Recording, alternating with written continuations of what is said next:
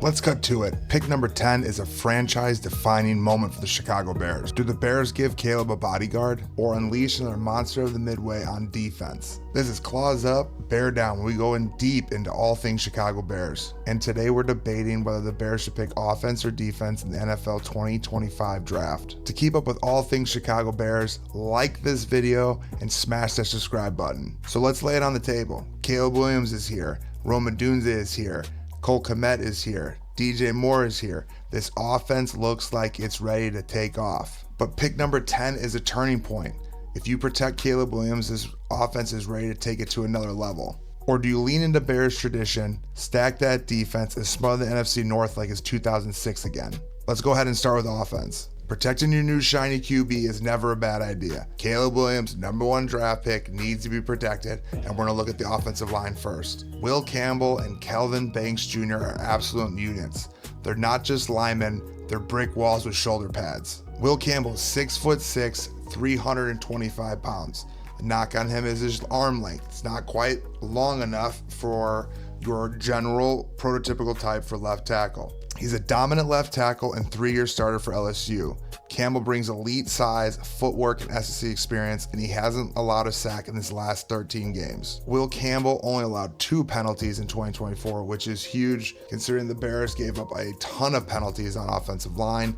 You can't be having that yellow laundry flying out of the referee's pocket all day. Will Campbell will make sure he doesn't give up extra yards on offense. And Will Campbell is a downright dirty, nasty dog. The other prospect is Kelvin Jr. from Texas. He is 6'5", 318 pounds. He's a former 5-star recruit and the anchor of the Texas offensive line. In 2024, he had a 90.5 PFF passer block rating. He has smooth feet, he has violent hands, and banks cashes checks on Sunday. Both are potential day 1 starters. Don't really know what Braxton Jones' future is, especially with him being hurt. A lot of Bears fans really like Braxton Jones, but getting a blue chip left tackle that can protect Caleb Williams. Also, you got to think about the price of free agent left tackles in the future. Whether you have to pay Braxton Jones or bring someone else in, they're higher than the price of Diet Millers or Soldier Field. Need to have a rookie left tackle that can play for 4 or 5 years, and then eventually you can get a franchise tag or sign him to a long-term deal if he's the right guy at left tackle. Both Kelvin Banks and Will Campbell can be that guy that keep Caleb Williams standing tall for years to come. Then there's the flashy pick, running back. We're going to focus on 2. The #1 that everyone keeps talking about, Ashton, Jeanty, and then #2, Omarion Hampton from the University of North Carolina. Jeanty is an explosive dual threat player that had a breakout season last year in 2024. He was a Heisman Trophy finalist. He's compact, he's explosive, he's slippery, he can turn a screen into a touchdown real quick. Omarion Hampton is a much bigger back. 6 feet tall, 220 pounds. The University of North Carolina Tar Heel is a big boy. He's a workhorse with power and surprising speed. Hampton carried UNC's offense with back-to-back 100-yard games against ranked teams this season. Should you use a top 10 pick in 2025 on a running back?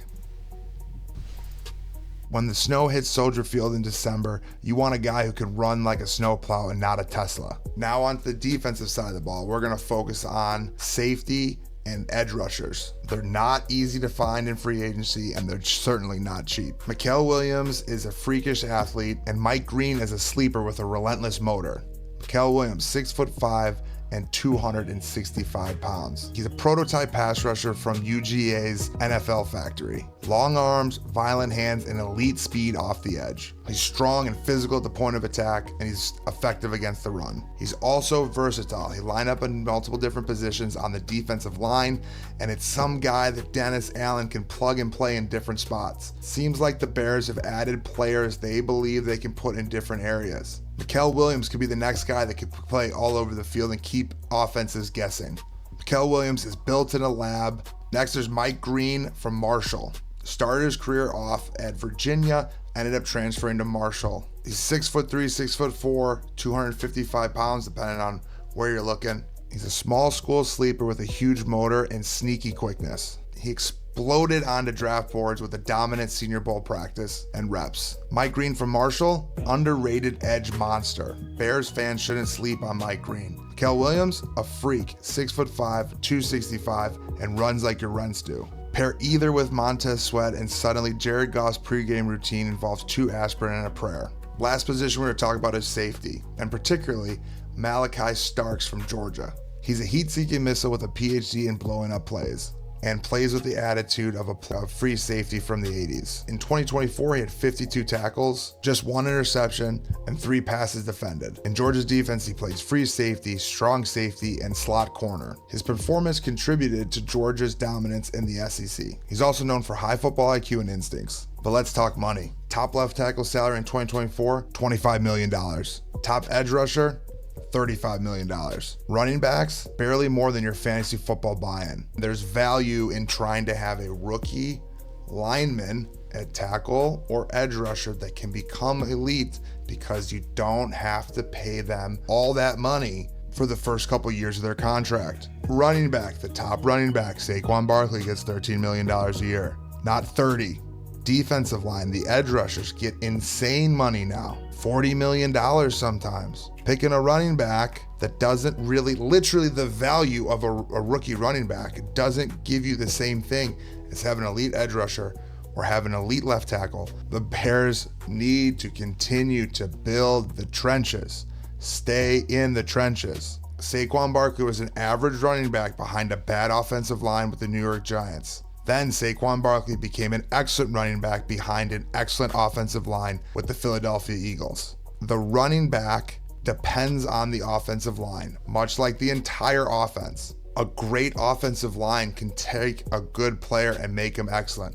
Now, I'm not saying that Saquon Barkley was a bad player or wasn't that good or didn't always have the skills, but a bad offensive line makes that player not as valuable, like he was with the Giants. As soon as he gets to Philadelphia, goes off. So where's the value? Do you go safe with protection, or do you gamble on a game-wrecking defender? But here's the truth, either side could be right. But the Bears can't miss on a starting franchise player on that line, either side of the line, offense or defense. If you think Caleb's the guy, you give him help, you get him a left tackle. If you're trying to win gritty NFC North games, then you go get a defender that brings back the monsters of the Midway. Me, I am Team Will Campbell, a downright dirty dog at left tackle. But I want to know what you think. Drop your pick in the comments below, offense or defense, and maybe even the player you think they should pick. Smash that like button if you liked the video, and go ahead and subscribe to Claws Up, Bear Down.